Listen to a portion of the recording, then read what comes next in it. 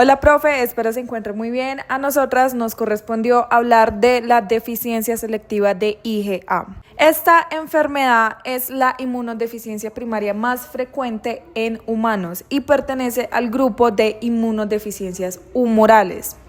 Esta enfermedad se caracteriza por una deficiencia marcada o ausencia completa de IgA, un tipo de anticuerpo especializado en la protección de mucosas. Aunque no es una enfermedad autoinmune, presenta fuerte asociación con trastornos autoinmunes debido a mecanismos de desregulación inmunológica compartida. Pero, sin embargo, su mecanismo primario es una inmunodeficiencia, específicamente un defecto en el cambio de isotipo hacia IgA. Y para comprender esta enfermedad, primero debemos recordar cómo se generan los anticuerpos y cómo ocurre el cambio de isotipo. Activación del linfocito B y cambio de isotipo. En su estado inicial produce anticuerpos del tipo IgM para especializarse y producir otros isotipos como IgG, IgE o IgA. Necesitan una activación muy específica en los centros germinales. El proceso inicia cuando el linfocito T helper folicular se une al linfocito B a través de la interacción del CD40L, que sería el ligando, con el linfocito T y CD40 con el linfocito B. Esta unión estabiliza la señalización y permite activar las rutas intracelulares que inducen el cambio de isotipo. Después de esta unión es necesario un entorno con citoquinas para que un linfocito B cambie de IgM a IgA, específicamente la interleuquina 10, interleuquina 21 y el factor de crecimiento transformante beta. Estas citoquinas activan la región switch A, específicamente la SA, en el ADN del linfocito B, lo que permite que la maquinaria de recombinación sustituya la región para IgM por la región correspondiente a IgA. Una vez producida, la IgA cumple funciones críticas en la MALT, en la mucosa respiratoria, gastrointestinal, genitourinaria y en secreciones como la saliva, lágrimas y la leche materna. De hecho, es el anticuerpo predominante en mucosas y representa hasta el 70% de la producción total diaria de anticuerpos. Y pues este anticuerpo es importante para la neutralización de patógenos antes de que invadan tejidos, el bloqueo de adherencia bacteriana, el mantenimiento de la tolerancia hacia la microbiota y la protección no inflamatoria, gracias pues a su transporte mediado por el receptor PIGR. Este anticuerpo tiene dos subtipos, el IgA1, que es predominante en suero y predomina en vías respiratorias, y el IgA2, que es predominante en mucosas, especialmente en el colon. ¿Y qué ocurre en la deficiencia selectiva de IgA? En esta inmunodeficiencia, los linfocitos B sí realizan cambio de isotipo, pero solo pueden producir IgG e IgM. Quiere decir que no logran completar la recombinación hacia IgA. Este defecto se explica por 4 mecanismos principales. El primero es la déficit de señales de citocinas inductoras, y como vimos anteriormente, estas citocinas activan la región S-alfa, por lo que su disminución o mal funcionamiento impide el cambio de isotipo hacia IgA. El segundo es una interacción de CD40 y CD40L insuficiente. Cuando el linfocito helper folicular no expresa suficiente CD40L o su señalización es débil, la unión con el linfocito B no se estabiliza y no se activa adecuadamente la recombinación del isotipo. El tercero son defectos intrínsecos del linfocito B. Puede existir mutaciones o fallas funcionales, por ejemplo, en regiones switch, especialmente en la S-alfa, produciendo un bloqueo específico para IgA, sin afectar otros isotipos.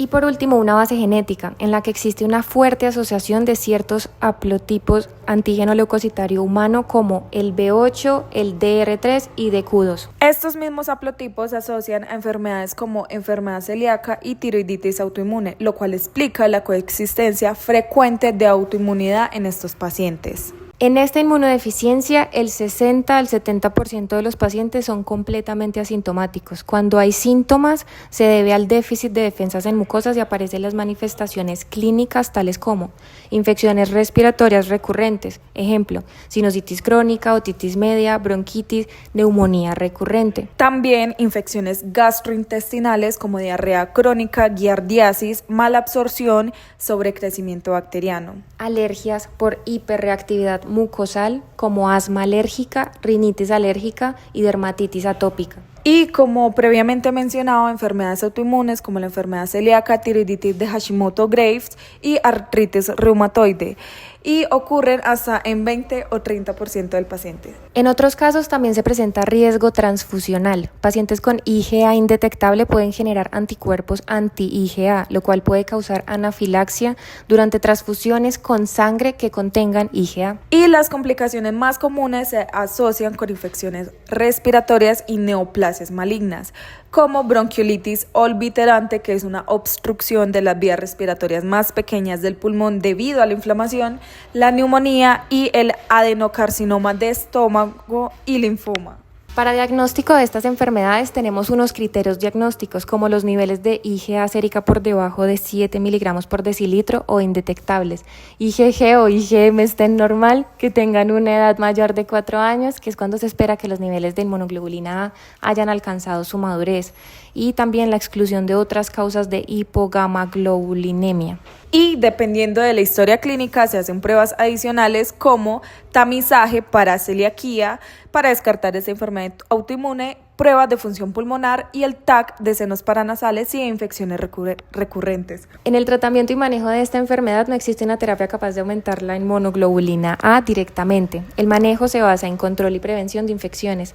Por ejemplo, el tratamiento temprano y la profilaxis antibiótica en casos seleccionados. Vacunas como la influencia anual, neumococo y evitar vacunas intranasales atenuadas si hay infecciones severas. Seguridad transfusional, usar sangre lavada o libre de inmunoglobulina A, por lo que es importante agregar en la historia clínica riesgos de reacción por antiinmunoglobulina A. Y por último, una vigilancia a largo plazo, evaluación anual y un tamizaje de autoinmunidad según los síntomas. Y ahora vamos con nuestro caso clínico, que es sobre neumonía necrosante en un paciente pediátrico masculino de 4 años, y el motivo de estudio fue por una infección pulmonar grave y sospecha de error innato de la inmunidad. Los antecedentes prenatales y perinatales del paciente es peso al nacer 2.200 gramos, talla 43 centímetros, alimentación leche materna más la fórmula al primer año, esquema de vacunación completo. En los antecedentes familiares se vieron que los padres están totalmente sanos y tampoco tiene historia familiar de inmunodeficiencias. En los estudios histopatológicos se observó proceso neumónico extenso, necrosis pulmonar, hemorragia alveolar y congestión vascular. En los hallazgos microbiológicos se encontró presencia de Streptococcus salivarius y Streptococcus viridans. En la historia clínica tenemos el primer evento grave a los 2 años de edad, donde hubo un cuadro inicial con fiebre persistente de 39 grados con difícil control.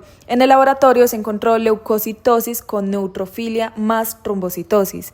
En la radiografía de tórax se evidenció consolidación pulmonar izquierda. Y en la evolución clínica hubo un empeoramiento, lo que llevó a una dificultad respiratoria más taquicardia. El paciente fue hospitalizado, se realizó un TAC donde se observan bulas en el ápice izquierdo más derrame pleural. Al haber falta de mejoría se realizó una toracoscopía con decorticación. Esto llevó al cambio de antibiótico.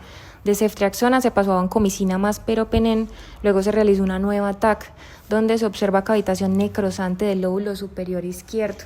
Entonces el procedimiento fue una lobectomía del lóbulo superior izquierdo del pulmón. Las evaluaciones inmunológicas los tenemos en estos cuadritos. El cuadrito 1, el naranja, son los resultados de la determinación de inmunoglobulinas séricas y subclases, donde se puede observar que los niveles de inmunoglobulina A están bajos, los niveles de inmunoglobulina G y M están normales y los niveles de inmunoglobulina E están muy elevados. Además de que las subclases de IgA, tanto la IgA1 como la IgA2, están disminuidas. El cuadro número 2, el verdecito, son los resultados de la determinación de subpoblaciones de linfocitos luego de la hospitalización. Y aquí se puede observar que los linfocitos T, B y natural killer están dentro de parámetros normales. Continuamos con el diagnóstico. El diagnóstico principal fue la deficiencia selectiva de IgA. Criterios cumplidos: edad mayor a 4 años, donde se madura la inmunoglobulina A, inmunoglobulina sérica por debajo de los 7 miligramos por decilitro, la inmunoglobulina G y la inmunoglobulina M normales y subpoblaciones linfocitarias normales, además de la persistencia del déficit por más de 1 año. Con complicación asociada con neumonía necrosante del lóbulo superior izquierdo asociada a gérmenes de baja virulencia y con comorbilidades como rinitis alérgica e IgE elevada. Ya posterior, el seguimiento del paciente sería asegurarse que está estable, sin infecciones recurrentes graves, ni persistencia de rinitis alérgica, tampoco necesitó profilaxis antibiótica ni inmunoglobulina intravenosa, IgG, y ya con seguimiento anual clínico e inmunológico. Los puntos claves del caso es que la neumonía necrosante en un niño previamente sano debe hacer sospechar error innato de la inmunidad. Segundo, que la deficiencia selectiva de IgA puede coexistir con alergias, infecciones recurrentes y alteraciones de IgG. Y a pesar de la gravedad inicial, muchos pacientes evolucionan bien con vigilancia estrecha. Y al final, recordar que no existe tratamiento curativo, el manejo es preventivo y de seguimiento. Como conclusión del caso clínico, se demuestra la importancia de medir la inmunoglobulina A sérica en niños con infecciones respiratorias graves o inusuales. Aunque el diagnóstico formal se realiza a partir de los 4 años, la baja inmunoglobulina A persistente desde edades más tempranas puede ser una señal temprana de inmunodeficiencia. El reconocimiento precoz permite la vigilancia adecuada y prevención de complicaciones graves a largo plazo. Y eso fue todo sobre la deficiencia selectiva de inmunoglobulina A. Muchísimas gracias.